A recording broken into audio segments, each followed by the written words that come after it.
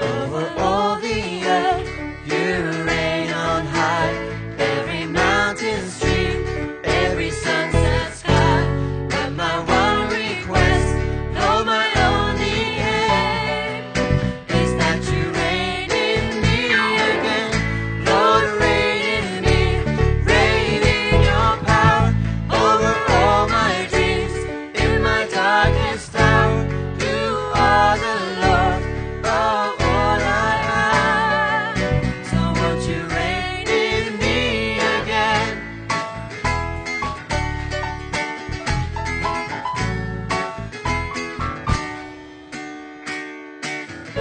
Over every thought, over every word, may my life reflect the beauty of my Lord.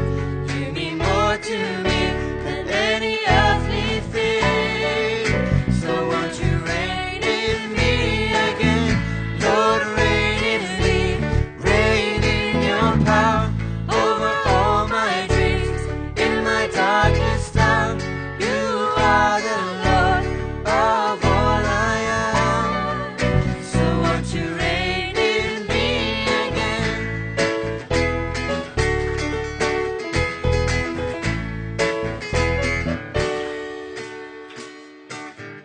Over all the earth, you reign on high. Every mountain stream, every sunset sky.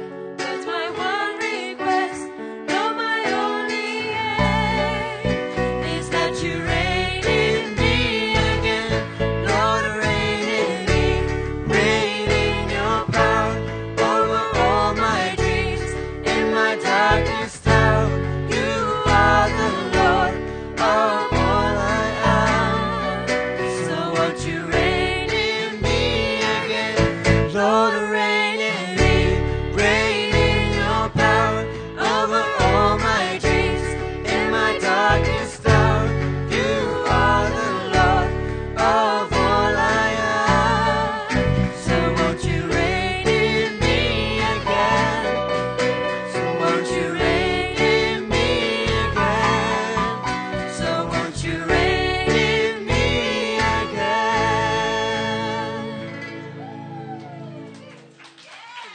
Thank you very much. Please be seated, everybody. So today, 4 brothers and sisters will give testimony. Helena first, and then Ann Kobayashi. After Helena, Ann Kobayashi, maybe you can come up straight away after Helena. Yeah. And then after 2 people give the testimony, and then we have one music, which is Be Done My Vision. And after that, Peter? Yeah, after the song. And after Peter, Chris, with this order. Okay, let's invite Helena.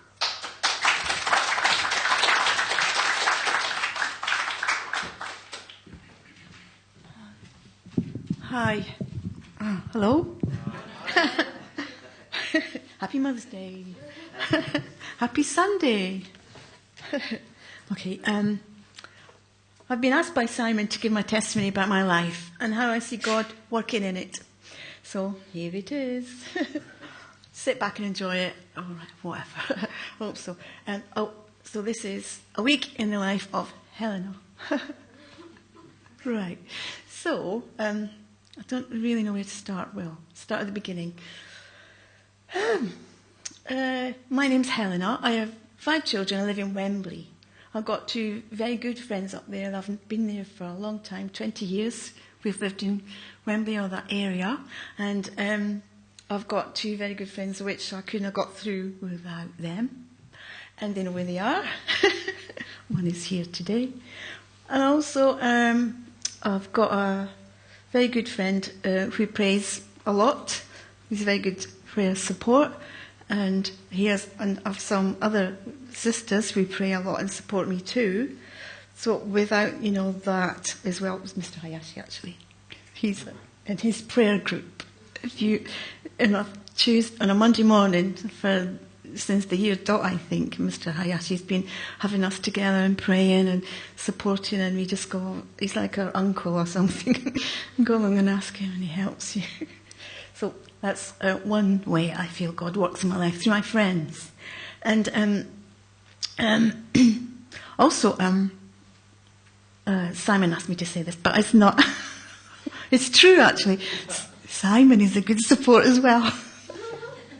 But he is really, because I can ring him up and I say, Simon, can you come round? And he'll come round, or I'll just talk to him, and he just says to me, he listens to me, and he says, oh, you're doing a really good job, Helena, and I'm like, oh, thanks.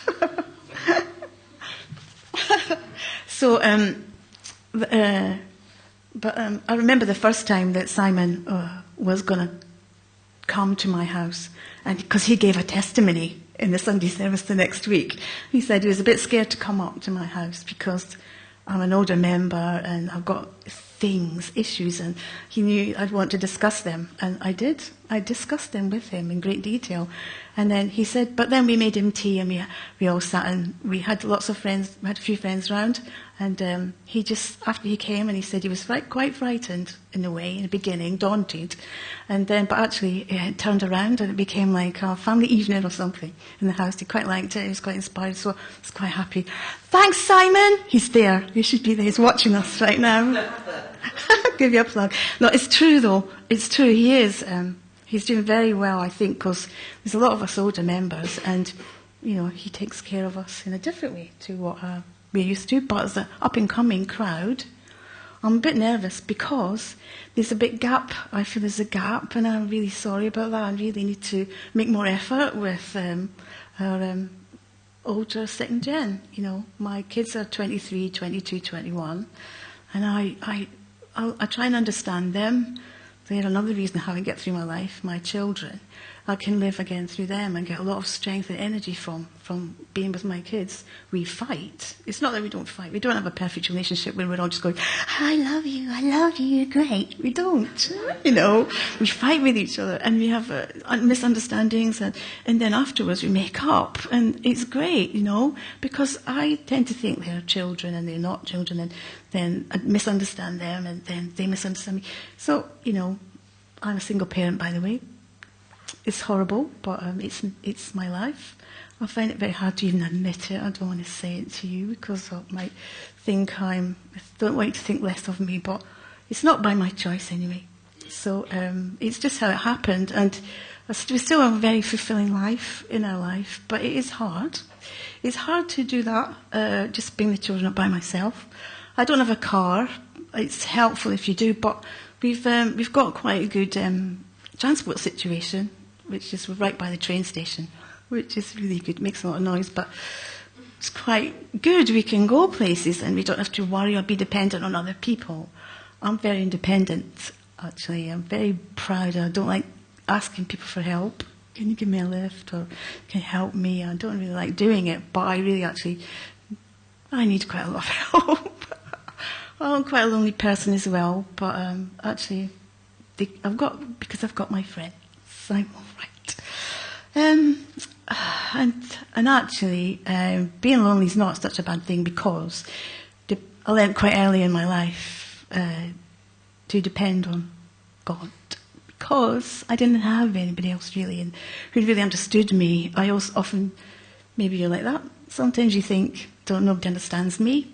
So sometimes when I was a child, I used to run off. I've told you this before. I used to run off and hide in the bathroom, cry.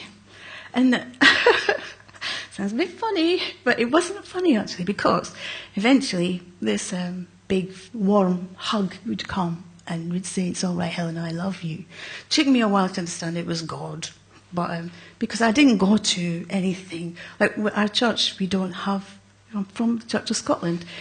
It's a bit different, and it's not in your face kind of religion. It's the kind of... Anyway, I don't need to go into that. I didn't really intend to go into that, actually. But you see, I was quite dependent on my family, my mum and my dad and everybody. And then now I'm in London. I don't have any of them, just my friends. So me and my 5 kids is what I've got, you see. And we live in a small house in a 3-bedroom house. And I have also a very, when you we talk about witnessing and everything like that, witnessing used to be so separate. It used to be separate. You used to have your life, you used to have your witnessing gifts. But I've got a very good friend, actually, who is a witness to her. And she's a very good friend, and she helps me too. She's helped me through a lot of things. And, so getting back to this God thing, it's... I often, especially since Father died, sometimes I'm sitting on the bus and I'm like, oh my. I think of everything that's going on. I just think, oh, I don't know how I'm going to get through. And then, since Father died, it's really unusual. I just go, please help me to cope. The little voice comes. And then I just get this strength from nowhere. I don't know where, I know where it comes from. Father's there, really, he's just there. It's amazing. Because Hung Jinim died, Hung-Jinim, Heung. He died in 1984, remember? Anyway, I used to believe in him, I used to pray to him a lot. So when True Father died, I just thought, oh, well, it's going to be the same, but it's much more powerful. It's tremendous. And, it's invisible, but gosh, that's where it's important. That's what you need, You need that you need that something, don't you? Do you know what I'm talking about? Well, I hope you do. Some people do. Because our life is made up such a lot of stuff in the world, isn't it? Like what do you call it? Secular. But actually, spiritual is a lot, well, for me. I'm not sermonizing, it's just for me, it's important to be able to really connect in something like that. I do have a heavy week, actually. I do have quite a heavy week, and sometimes can't cope physically. I just have to go to bed. It sounds daft, but I like to push myself so much because my kids, they have a lot of needs, and we do a lot of things. So I like to get up early, but sometimes I can't. But I've got to take my son to school. It's 20 years I've been taking children to school at 9 o'clock. It's 20 years, the same school with different kids. So it's really telling on my health. I'm not so strong anymore. But, my son sometimes, he'll take him up. And then the government really, because I'm single, the government pushed me to get a job, right? Pushed me so much. Otherwise, I wouldn't be able to survive. So I asked Mr. Ayashi to pray for me to get a job. And it was just when True Father died, because I've been trying for 3 years. And so then I just said, look, Father, what will I do? I need to get this job. I got offered 2 jobs at the same time. But it was very iffy if I got it. And so I got them because Mr. Ayashi and I sat over there and prayed. And then I got the job. It was very clear. A few days afterwards I got it. And it's a really good job in a Catholic college, taking a girl to a Down syndrome girl to a college. And it's renewed my faith in a lot of ways to see how there are actually very religious people in this world, in this country, in London, in Britain, because where we are, there's a lot of migrant workers. Not that, it's just you don't get a chance to get to know them or their faith or anything. But this is well-established college, 35 years, and it just really made me think, England, I'm not a nationalist or anything. It's just, it's not dead, there's a lot here, And it's a bit mixed up, sorry. But, you see, so I've actually got 2 jobs. I teach as well. And I do home care. Home care is part of this it's 7 in the morning till 10 at night. But they want me to do more days. Sometimes I have to work Saturday, Sunday. Sometimes, I remember 1 month I worked every day. I was doing something every day. I didn't get any break. I was nearly dead at the end. But I couldn't come to church, which was the problem. That was the problem. I realised that's a big key. Being able to come here and meet brothers and sisters, and also hear some. I just want to say a bit more. That's all. I'm nearly finished now. You know that the blessing was quite. I liked that blessing when we did the blessing thing. I thought it'd be so different, but I thought it was really, really nice. I saw True Mother. She's single as well now. It's hard for her. I could really relate to True Mother, and straddling the spirit world and physical world. I think that's not an easy thing, but I think I was so impressed with her, and I really liked that. And I need to work on that. I need to work on my relationship with her because, like, Father was always there, big, personality. But I have to work on that and getting a closer thing to True Mother. I really feel my children. I have to say, I have to come back to them. I gave a testament the other week. Remember, they're my key. That's what I live for. I'm just living for them. They're my biggest achievement. I'm so happy.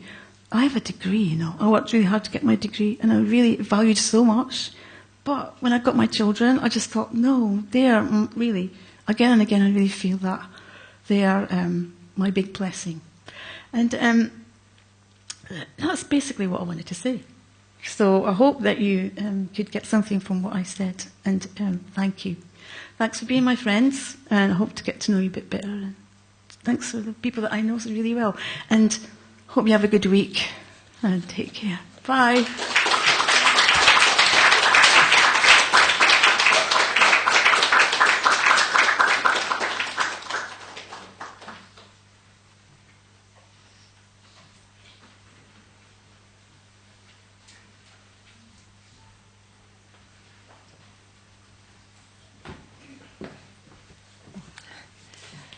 Good morning, everybody.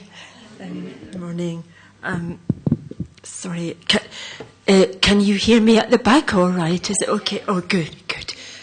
Thank you, Helena. That was really very beautiful testimony. Thank you.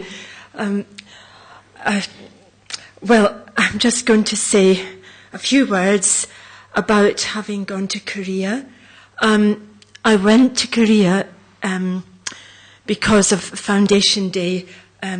Somehow I had always thought that there were other times I'd wanted to go to Korea, but I hadn't pushed myself enough to go. Then I always told myself, when Foundation Day comes, I'll go. So when Foundation, yes, I was going for Foundation Day, and also because my son was getting blessed at the blessing then. So it seemed to work out very well that these two very important things were both happening. Yes, it can be challenging to go to Korea. Sometimes we think, well, I think, there's going to be too many people, it will be crowded, there'll be nowhere to sleep, it will be difficult to find anything to eat. All these thoughts come, so it's quite challenging. But anyway, I felt a bit more confident this time because I was going with my son and future daughter-in-law. We were all travelling together. So I felt, well, at least they will support me if anything happens. So it was easier to go. And actually, Korea this time was really wonderful. Everything was organised so nicely. There wasn't any problem with transport or accommodation. Everything was just arranged so nicely for all the members going over there. And the Western members were staying at a place called Hanwha Resort. It's kind of like a Korean-style hotel. And we had rooms for about 6 or 7 people. And it was very, very nice there. And this was the couples who were going to be blessed, plus the parents. So they started off with a program of lectures for the young couples. We parents were allowed to attend, but we had to stay at the back and just listen. And the lectures were mainly for the young couples. And the lectures were very nice. I was very moved by one second generation. He's from America. He's probably in his 30s. He's blessed to a Korean sister. And he was there with his wife and all his children. The whole family was there. And he could speak from his own experience about blessing. And I thought that was very good for the young people. And there was a very high spirit. And everyone was preparing for the blessing the next day. In the evening, there was a dinner for the young couples. And it wasn't in Hanwha Resort. They went somewhere else. And parents weren't invited to go. So I think they had a very nice time there. And probably most of you know that what happens, that the brides are getting ready in the night time for the blessing the next day. And I think even Dawn and Marianne were helping with that. So they know very well.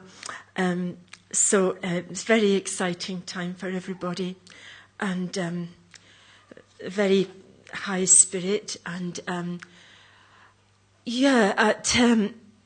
the blessing was held in the World Peace Centre, and all the young couples are, of course, in the main part of the centre, and the guests and parents have to be upstairs.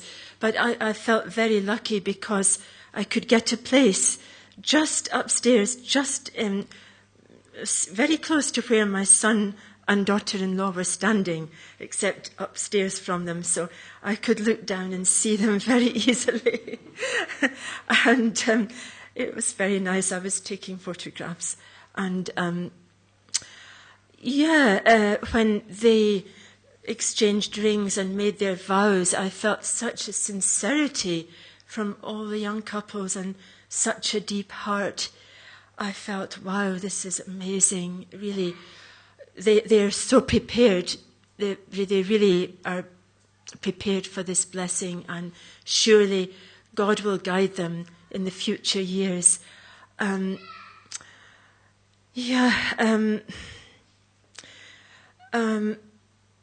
Of course, there wasn't just second generation. There was a few first generation couples, and I was very happy to see one older brother that I used to know for many years. He hadn't ever been blessed, but this time he was blessed, and he and his wife just looked so right together, and they looked so happy, and it was just lovely to see that. So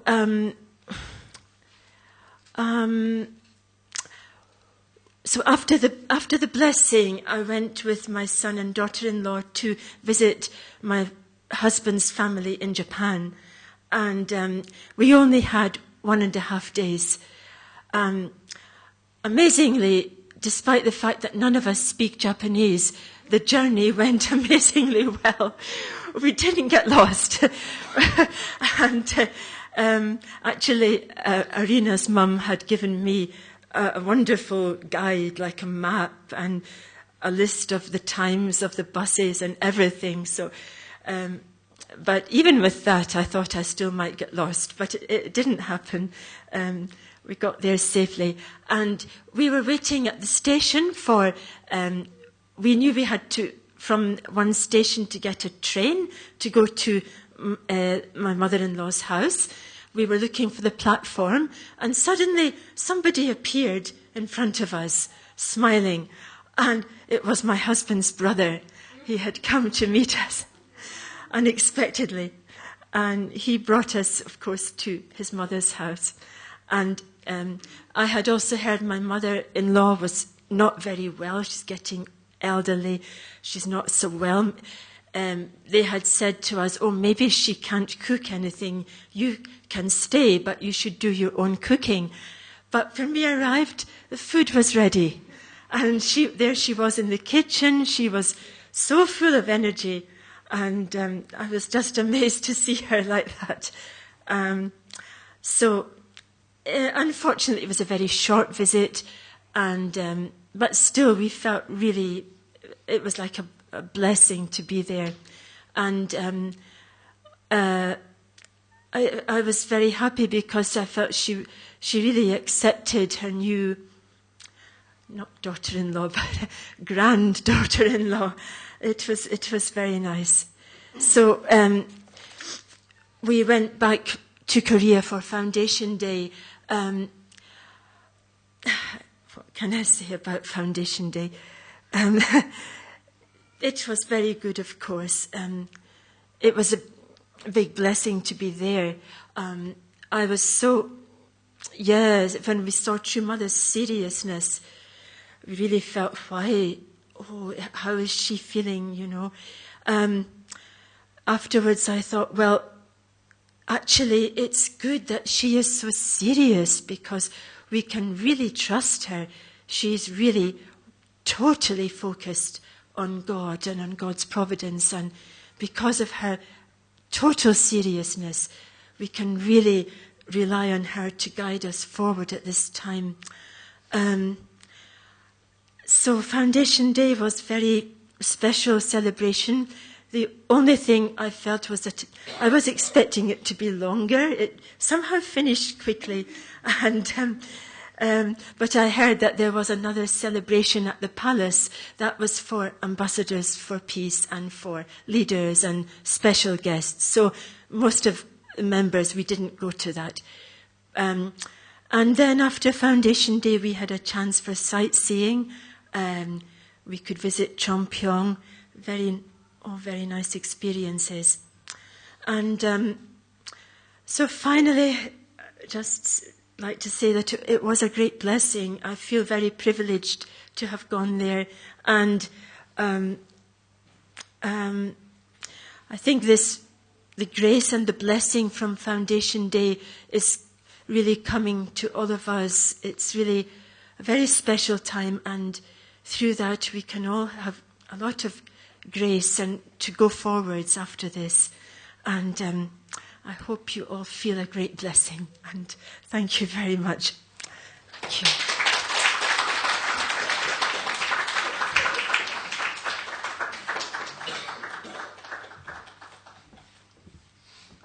Thank you, Helena. Thank you, Anne.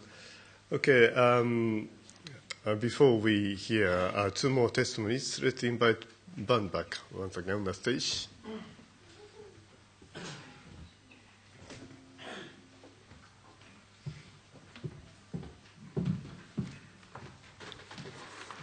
So thank you for those testimonies. This will just be a short interlude with the song Be Thou My Vision. Let us rise and sing it together.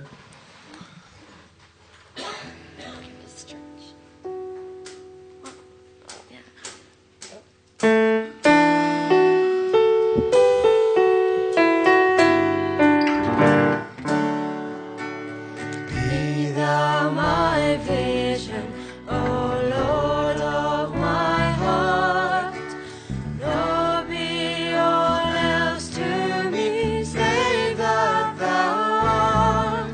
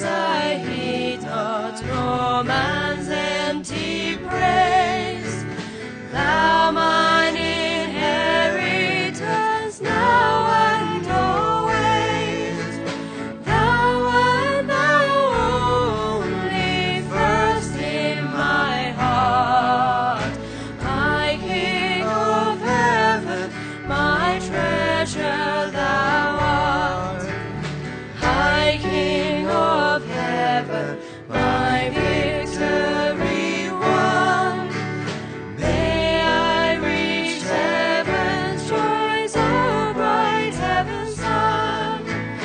Heart of my own heart, whatever before, still be my vision, oh ruler of all.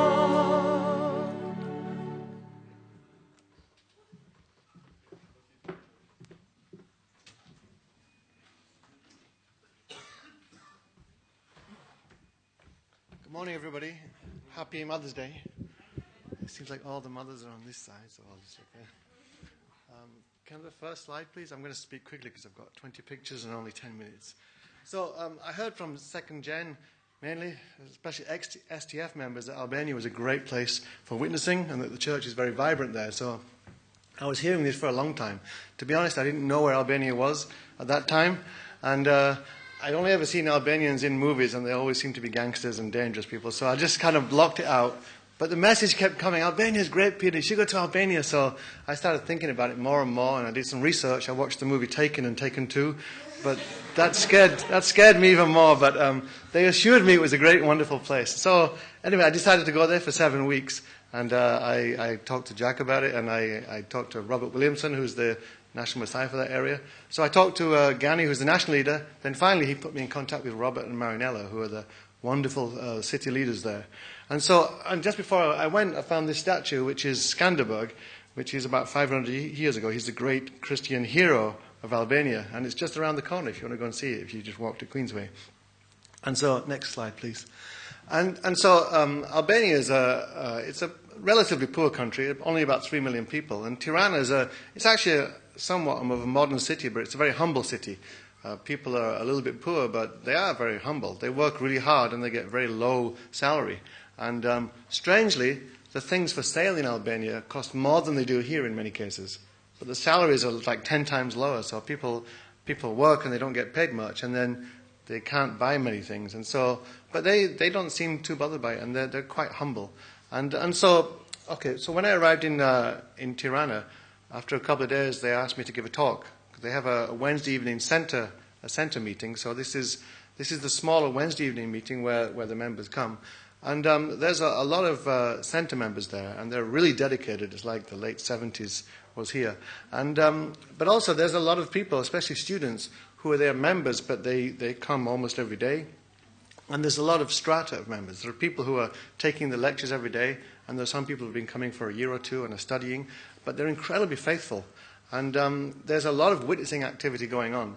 And so, for example, the center, this is the main small lecture hall in the center, then there's like a living room, and then a hallway and a kitchen, and sometimes they have the situation where they're giving 2 or 3 lectures in this one room. They recently built dividers so they can separate them. And then there's too many guests, so they give a couple of lectures in the living room, and then they have to put some guests in the hallway, and then they have to take some guests to the kitchen. So almost all the center members can lecture Divine Principle. So most of the lectures go one-on-one. They bring somebody, and they give them a talk. And so you walk through the center, and there's 2 people sitting here and 2 people sitting here and over there, and it's going on all day long. And sometimes they have the problem where there's so many guests that the members are outnumbered, and it gets a little bit chaotic. So, but Robert and Marinella are very disciplined, and they've trained the members to be also very disciplined in their time. And so it's just an amazing atmosphere. And of course, being from England, you don't really have to witness that much. In fact, I didn't actually do any witnessing for the 7 weeks I was there. It's not my style. I don't really like going on the street and saying, "Excuse me, do you want to do this questionnaire?" I just hang out and go to cafes, and I just get talkative and talk to people. And of course, because I'm from England, they ask me what I'm doing there. And that's a natural flow. I can just tell them, and I tell them the work I'm doing. They don't like to call it a church there. They call it a movement. I guess we don't really call it a church anymore here, do we? So they're ahead of us. And can I have the next slide, please? And this is the CARP meeting, which they have on Thursdays. And most of these people here, you wouldn't say they're not center members, but they're students who have been coming to take the lectures. And usually what happens is somebody will come and listen to Divine Principle, and then they'll just come every single day to hear it until they go all the way through Divine Principle. And so I gave about 7 talks there. So I also gave 2 or 3 talks in the CARP meeting and Sunday service 3 times. And the members there are really receptive. They're young, but they're mature in some ways, but they're like sponges. So when they meet members who've been in our church longer, they really want to know about internal guidance, and they really want to listen to talks about divine principle and life of faith. And you can see it in their eyes afterwards. They come up and they say, that really helped me. I understand things much more. So they're very serious about their faith and about their spiritual growth. Albania is about 60% Muslim country, but since it was dominated by the Cold War for 50 years, it's kind of like it's like England is Christian today, but not many people go to church. So in a way, that's a good thing because they're not too stuck in one way of thinking. So Christianity is on the rise there, and there's even a Korean missionaries there. You see them walking around the Church of God. So everybody's focusing on Albania. And the next slide, please. I realize I'm in quite a few of these pictures, but that's not the point of this talk. So this is me giving Sunday service, and quickly to the next slide. And so the Sunday, so they have the Wednesday evening meeting, and then they have the Thursday carp meeting, and then they have the Sunday service. This is a very nice place they have, which is their headquarters, and a lot of people come to Sunday service, and they have a very vibrant service. They don't really have any musicians there, so they play like a karaoke video with lyrics, and but they really get into it, and they're very faithful. So they have some older first gen, but it's interesting because they have no older second gen. The oldest second gen are like 10 years old. So it's like the opposite of our movement, because here we have a lot of second gen in their 20s, but we don't really have any new members in our 20s. And there it's completely opposite. All the young people and students in their 20s are first gen. All right, next slide, please. And an amazing thing I noticed about the Albanian movement is 80% of members have a brother or sister who's a member. These are twin sisters. Next slide, please. And this is the family. Next slide. This is family. And these are all sisters. They all joined the church. And their cousin is a full-time member on what they call a special team, which is a traveling team. So their cousin is a member and some other relatives. And these are all girls of one family, starting with 18 years old, going down to 8. And they're all faithful members. They come to the meetings, they come to Sunday service. And the two older ones go fundraising on Saturdays. I didn't actually believe it when somebody told me that most members have a close family member. But every time I was introduced to somebody, they said, oh, this is my sister, or this is my brother. And so I started to see a pattern. So I asked them how many, and they said about 80% of members have a close family member, or their parents, or their cousins who are also members. I mean, really faithful members. So I was in a room of about 10 people at the time, and I said, okay, can I do a straw poll? I said, who here has a close family member who's a member? And every single person put their hand up. It was shocking, in an amazing way. And this is the reason. Next slide, please. This is my Linda, and she's one of many members who just have this amazing talent for taking care of guests. And go to the next slide. And so I brought some guests to the center, and sometimes I didn't exactly want to tell the guest, I'm bringing you to give you a lecture so you can know about our movement. They asked me what I'm doing, and I said, I work for Family Federation, why don't you come and see what I do? So they came along, but because they're coming into a new environment, they're a little bit uncomfortable. And usually what happened was I would bring a guest in, and they would be having their arms folded and maybe looking at their watch or something and feeling like a little bit surrounded.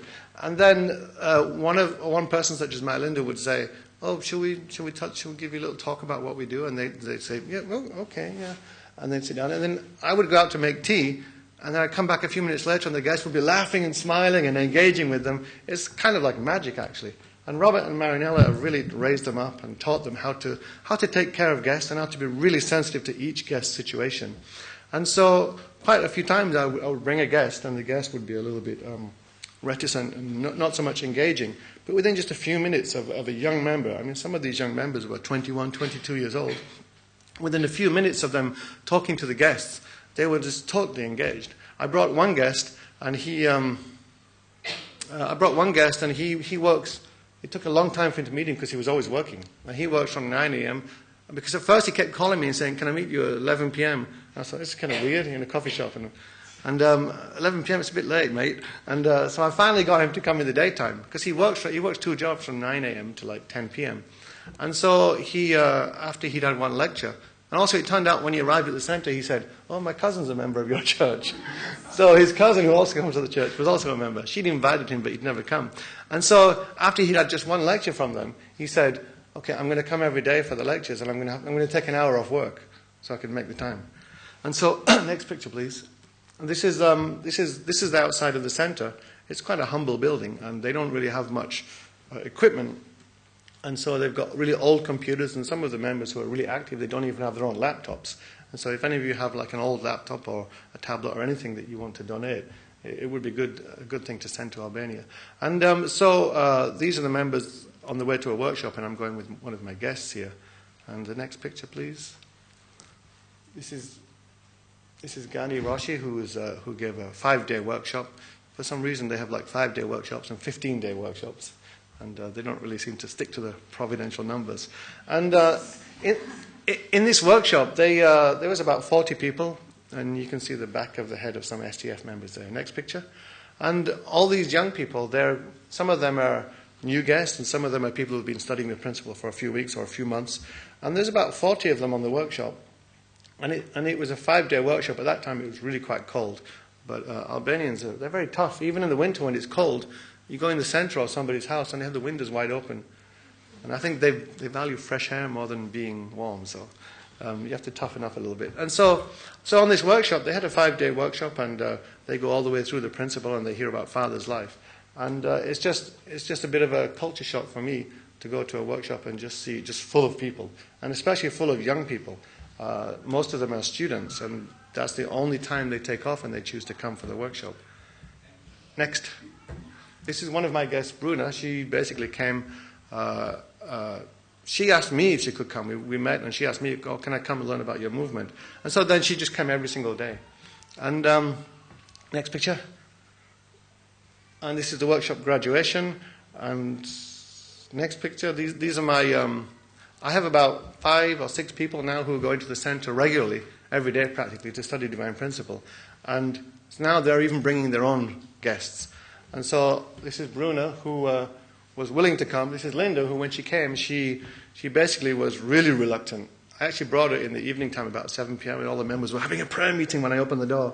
She opened the door and there's all this mumbling going on. She freaked out a little bit. And so, but she told me afterwards, I don't want to go there again. I don't want to meet any of those people in there. But then when she came the second time, she met Marinella, who was the city leader. And Marinella talked to her. And the Albanian magic happened. And afterwards, she was telling me, "Oh, I want to go back and see Marinella." And then she went back to talk to Marinella.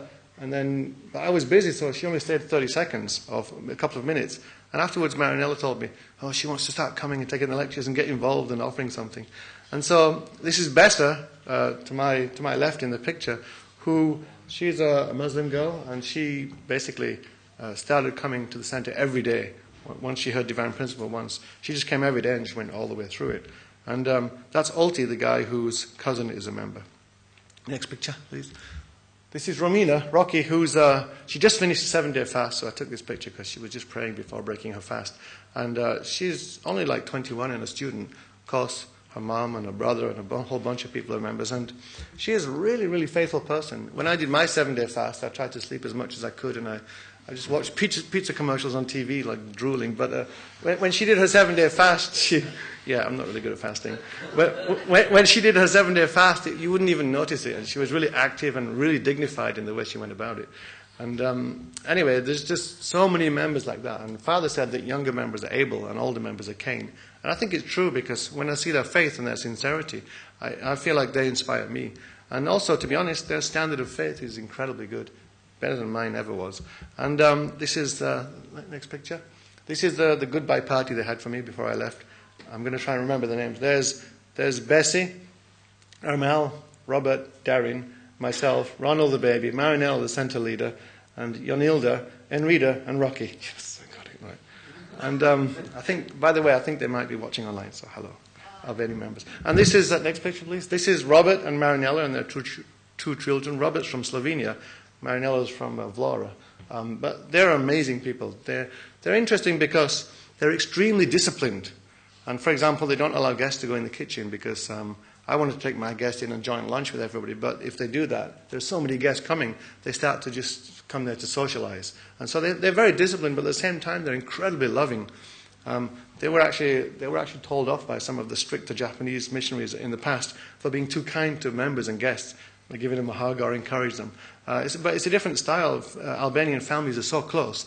And so they have an amazing combination of discipline and love.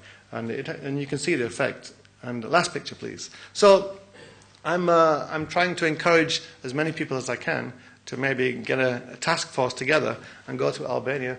I've even got Ancod a little bit excited about it. And because I'd like to do a multi-dimensional thing, to go there and play music, or maybe do some sports, or maybe hook up with weight to do it. And I also have a friend he's the American version of me in America and Oregon, and he's keen on witnessing.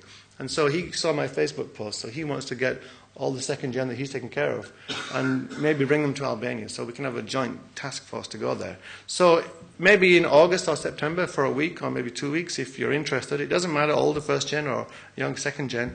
If we just all go there together and just love Albanian people and just have a good time. We don't even have to strictly witness, just socialize and people just attach to you. Most of my guests who came, it were people I'd been socializing with for 2 or 3 weeks and then they finally came. And so I'd just like to say that I really felt God's Spirit alive in Albania there, and that the church is growing really, really fast there. And in a sense, it's growing so fast, they're struggling to deal with it. But so if you'd like to go there and try it, it doesn't cost that much. I heard you can get flights for 119 euros return if you book them in advance. And you can find a really cheap room to stay there. So if you want to go there and have a massive witnessing party, then let's all talk about it and just talk to me about it and we'll create a Facebook page. And maybe we can go in August or September for a week or so. And I think, I wouldn't call them spiritual children, but I have about 5 or 6 people now who are really interested in the movement and studying divine principle every day. So you can really help the movement grow there. So thanks for listening and God bless you.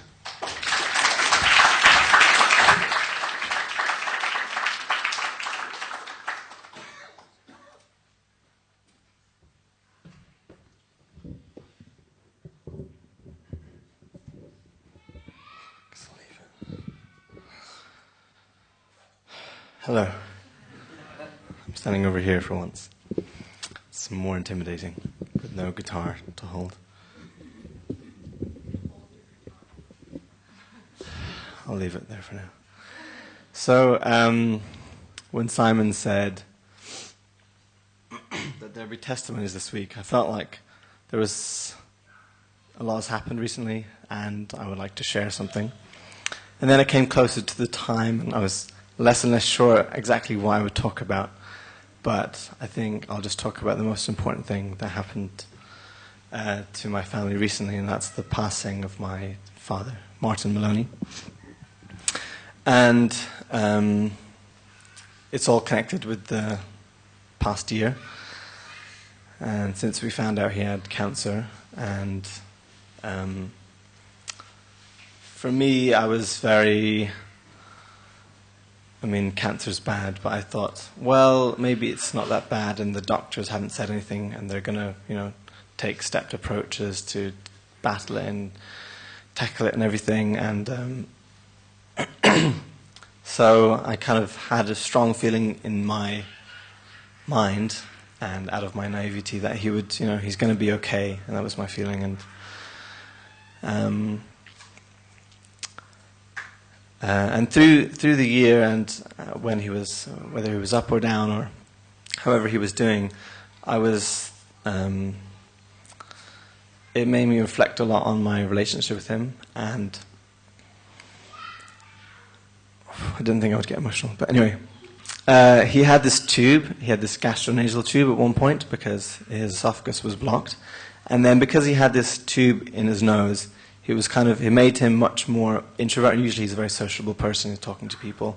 But he would come to church and sit in the cafe and leave shortly after because, of course, if you have something sticking out your nose, you don't feel that comfortable with people. And even myself, you don't want to, when you see someone's uncomfortable, you don't want to look at them or stare or make them feel more uncomfortable. So it changed something about our relationship. And even when he had the tube removed, we were at the wedding and he was in better health, but I had gotten used to not really looking at him in the eye. And it was the day of Betty and Andrew's wedding, and everyone was well dressed and we were standing outside the hotel where we were staying and greeted people. And then my dad was there, and I didn't really look at him or greet him in the way a son should to his father. And then he said, "Can I have a word with you?" And then he said, "It seems like you don't look at me anymore in the eye." And he was like, his lip was quivering, like, so I could see he was really hurt. And usually he's like very, I mean, of course we all have emotions, but he is very reserved and he doesn't show his emotions very well. But I could see he was so hurt by that. And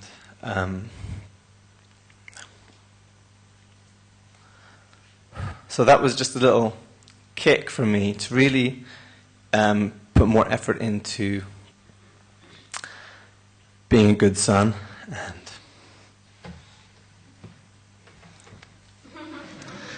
And I've always had a good relationship with my dad, and he's a real bookworm. He always read a lot. The shelves are full in our house with his books. If it's philosophy or world religion or science or biology, he's read it all, and all the classics. And so whenever you ask him a question, be prepared for an in-depth answer. And I remember when I was younger, I would ask him a question and tail off and really not pay attention to hear the whole thing. But I think that's what attendance is, to inherit. Attendance is what you need to do to really inherit something from someone else. And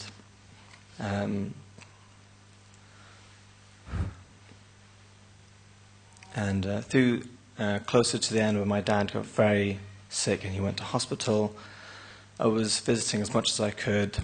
And also Mika was there from that time, and she was really supporting me a lot when we were going. And it was very hard to see him in that state. So when he passed away, it was sad. It was sad to lose him, but kind of a relief that he could finally go. And I was, in a way, glad it didn't go on too long. Because in his current state, he wasn't really Martin anymore. Like Martin, from testimonies people gave at the Songwai, he's a very strong person. When he shakes your hand, you feel it in your bones. And even at the end, he had a strong handshake. And I think that says something about his character. And but when he passed away and everything leading up to the Songwa, we managed to get all the family together, and it was a very really important and really significant. And I felt so proud of my dad through everything people said and through their experience of him. And I think that's a really important thing to experience, to feel proud and grateful for the life your parents gave you. And it's definitely changed my attitude towards my life and my responsibility to my family for what they gave me. And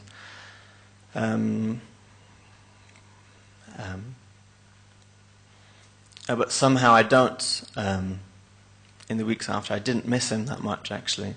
It was such a happy occasion and such a beautiful send-off. And 3 days after the Wonjon, our family went, all the brothers and sisters and our mum, who's there. We went to the Wonjon and we took all the plastic off the flowers and covered the burial, covered his grave with flowers, and it was very beautiful. And the sun came out at the end. So that was really important, I think, for us and our family to have some sort of closure. But then again, it's not closure because I feel my dad is still very much alive, and since he's passed on, he's been visiting us in our dreams. And so I was sure about the spirit world before, but this aspect really comforted me, and I think it's comforted us, my brothers and my sisters, and maybe my mum will also dream of him soon. But I think she takes comfort in our dreams of him. And I just have so much to be grateful for my dad and what he showed me about being a loving parental person to other families, and he talked about tribal messiahship, and although it was theologically dense maybe, and the idea was not so easily explainable, he made it very real, and just basically meeting with families, in your local area, and creating a good energy, a good spirit by visiting families, spending time with them, getting to know them, building a community in the local area. And we're visiting this Filipino family of these 2 Filipino members who are blessed, and they have 4 boys, and they come here sometimes. They're very cute. We would visit their house every 2 weeks and have a little service, and I could always see the gratitude in the parents' eyes for our family being older and the kids grown up, and visiting a younger family who's in a sometimes trying age with young kids, and especially when it's not so sure how you're meant to educate second generation or young people in faith. And so as older blessed families and second generation who are older, I think that's the next step. Once you're raised and once you're an adult, you ask yourself, what is my place in my community? Where am I most needed in this world? And if that's your local community and it's not connected to the church, but you can make a difference there, then please go there. Don't waste your time coming here on Sunday morning if you can really make a difference somewhere else. And but I think it is also important, of course, to come here and join together as a community.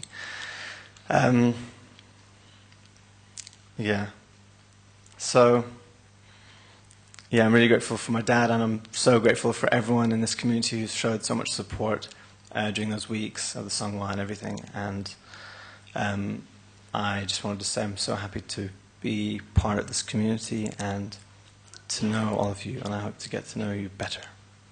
Thank you.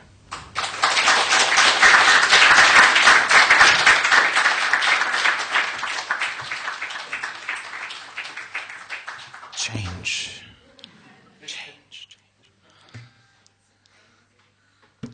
So now we'll have our offering song. So if I can have the band up here.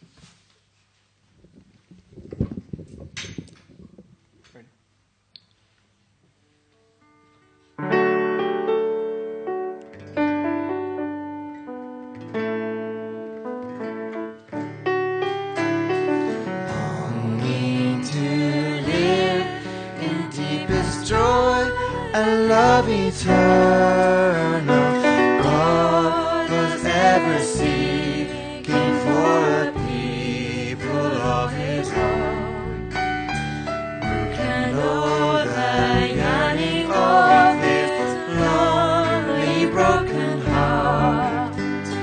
Tears were falling as a river through His countless years alone. Out of all the multitude, there was none who knew how the Father's heart was aching, grieving after man. Glorious God, who started life throughout the heavens.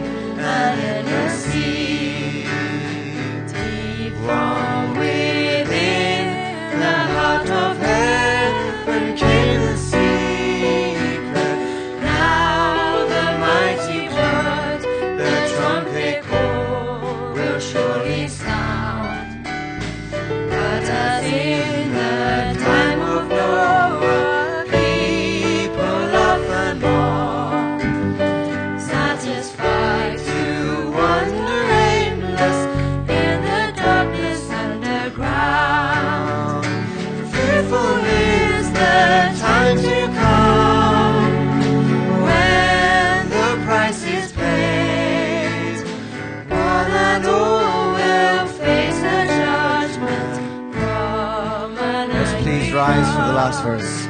Please rise. Quickly believe, my people, Quickly turn and follow. you can be enfolded in the warmth of Father's heart. All the joy that life can offer calls us unto Him. Now He calls you to believe Him, never get to be apart. When at last we run to Him, how He'll cry with joy, oh rejoicing all together, now and evermore.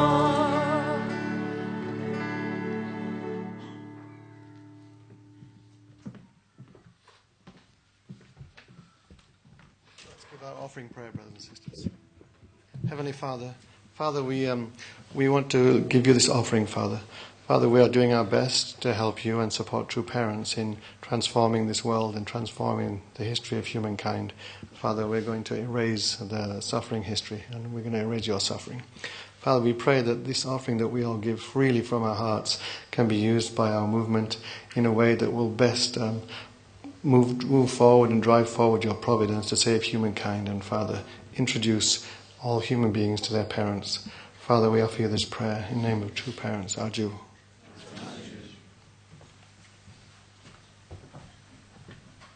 Okay, have a seat, everybody. Thank you very much for coming to our Sunday service today. I personally felt, the four testimonies are quite unique and interesting. Helena's life and experience in Korea, and Peter's experience in Albania, and Chris' experience with his father. So today, Mother's Day, as Chris said, being with your mother is just limited time only. So I love your mother in many ways. Washing up dishes, massage the shoulder sometime, yeah? Okay. And you can write a beautiful poem to your mom if you are talented. And if your mom is very far away, write a letter. If your mom is spiritual world, prepare good food for your mom. She will come down. So have a very wonderful week and enjoy Korea. Thank you very much. Bye-bye.